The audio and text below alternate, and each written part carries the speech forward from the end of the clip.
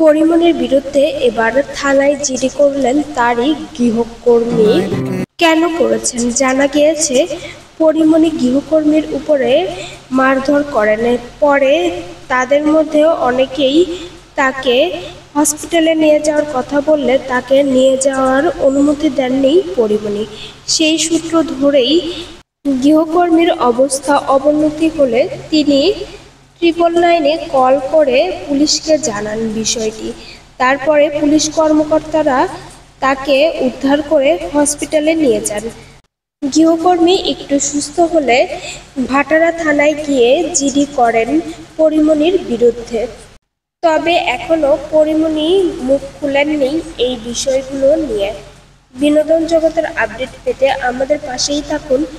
YouTube চ্যানেলটি subscribe করে ও Facebook পেজটি ফলো দিয়ে ভিডিওটি লাইক, কমেন্ট, শেয়ার করতে ভুলবেন না প্রিয় ভিউয়ার্স।